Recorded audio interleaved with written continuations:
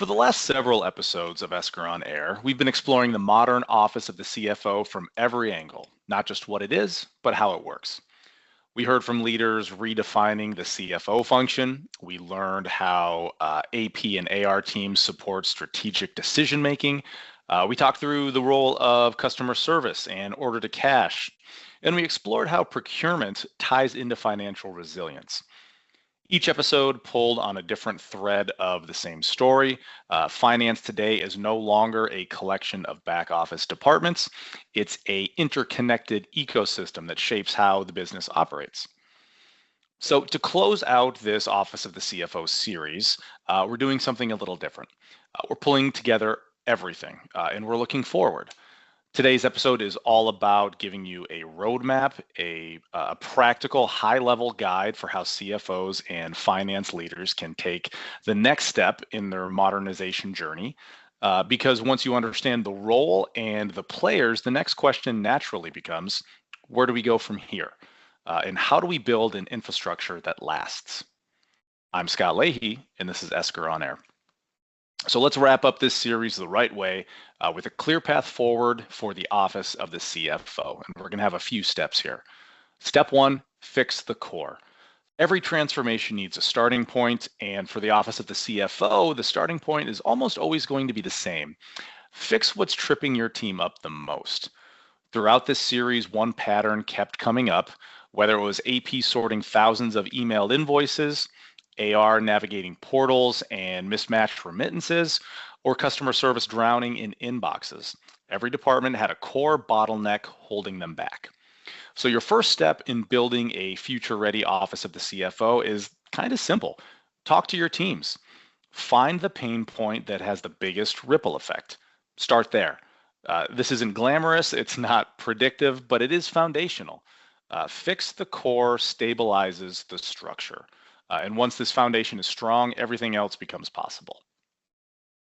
Now to step two, connect your teams with automation. So once the core is stable, the next step is to remove those silos that can slow down the business. A modern office of the CFO can't operate as a separate island. So AP is going to affect procurement, AR affects sales and customer service, procurement can affect cash flow, and customer service affects that revenue reliability. So in previous episodes, we talked about this connection. This step is where it becomes operational. You introduce automation and shared data flows that can connect your teams into one coordinated system. So this is less about technology and more about ecosystem design. A connected finance function is going to reduce operational friction. It's going to improve visibility into that DSO, DPO, and cash positions. Strengthen cross-team collaboration. It's going to enable more productive decision-making. So this is a framing of your future infrastructure. Step three, build a plan for integration and implementation. So with the core fixed and your teams connected, the next step is going to be planning out how this transformation actually unfolds. This doesn't need to be a multi-year blueprint. In fact, it shouldn't be. The most successful office of the CFO transformations happen in phases, not giant leaps. So your plan should answer a few key questions. What integrates with your ERP first? Which workflows or documents need to be standardized? What goes live in phase one, phase two, etc.? Who owns each part of this rollout? So this is where finance, IT, and operations come together, not as separate stakeholders, but as co-architects of the same system.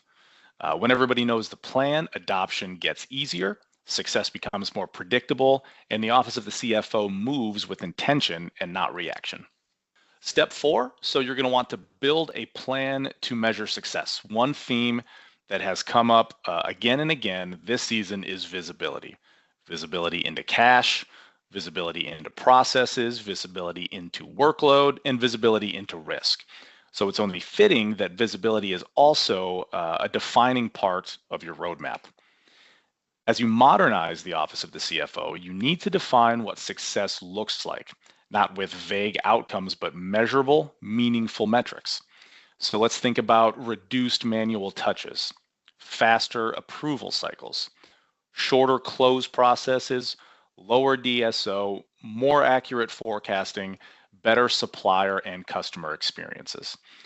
Measurement is what transforms improvements into strategy. So it's going to be how CFOs demonstrate impact, gain alignment, and secure future investment. Step 5, communicate constantly. This one's going to be key. This isn't just an afterthought. It's actually the glue that holds this whole transformation together. When teams feel heard, supported, understood, they're going to adopt these new processes faster, and they're going to trust the direction. They're going to contribute ideas that make this system better in the long run, and they become partners in the transformation, not just spectators. This whole series has emphasized how central people are to the office of the CFO. Talent, collaboration, clarity, these are just as important as your future workflows and data. Building a lasting infrastructure means building a culture where communication is continuous, not episodic. So that's going to be the roadmap, a 5-step guide here that helps you take everything we've explored this season and move forward with confidence. Again, fix the core, connect your teams, build an integration plan, define how you will measure success, and then communicate constantly throughout this journey. It's been an incredible series to record here, hearing from customers, diving into the day-to-day realities of finance teams, and exploring what it truly means to operate a modern office of the CFO. If you'd like to continue this conversation, please explore the solutions behind these steps or dive deeper into any of the topics from this season. Check out the links in the show notes. And as always, if you're interested in learning more about Esker, you can find us at esker.com. Thanks for tuning in, and we'll see you next time.